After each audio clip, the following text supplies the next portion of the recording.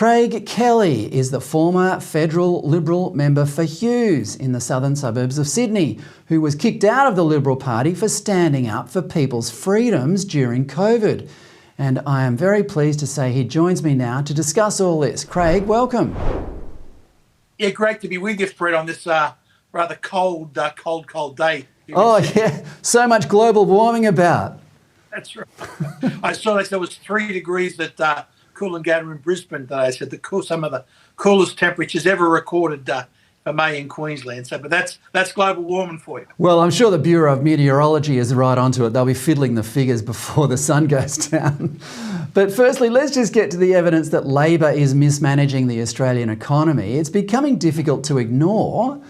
You're a former member of the federal coalition. Why aren't they on the front foot attacking the government? There's so many easy goals to kick at the moment.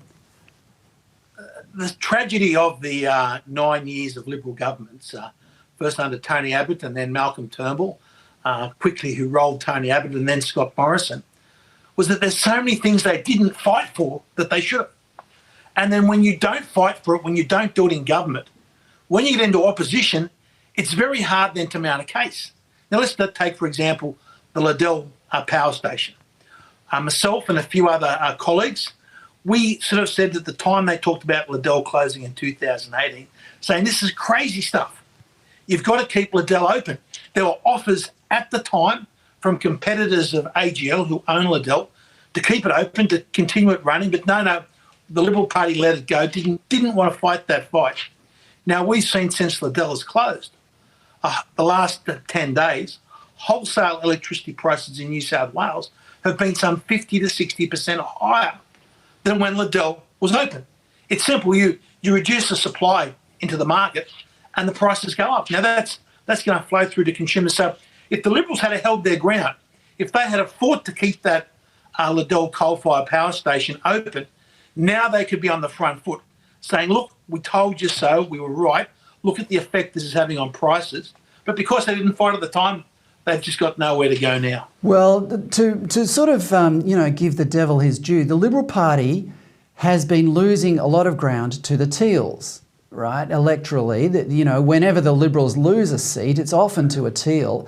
These are essentially rich environmentalists appealing to doctors' wives who want to assage for the fact that they have, 3 cars and a 2-storey mansion. But it's commonly interpreted as the electorate in general shifting further towards the Greens. Do you agree with that? No.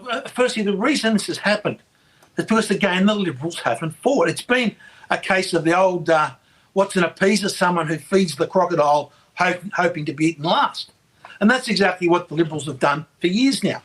Instead of saying, look, hang on, this is a complete nonsense that we're going to close down all our coal-fired power stations, a complete nonsense we're going to have subsidised electric vehicles, when China is opening hundreds of coal-fired power stations, is not going to do anything on their reducing emissions until 2050, and we're supposed to be net zero by 2050. So they've appeased their opposition.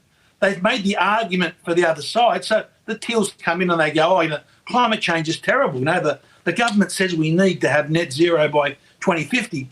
So we should need to have it by 2049. So they were always going to be gazumped if they didn't stand and fight.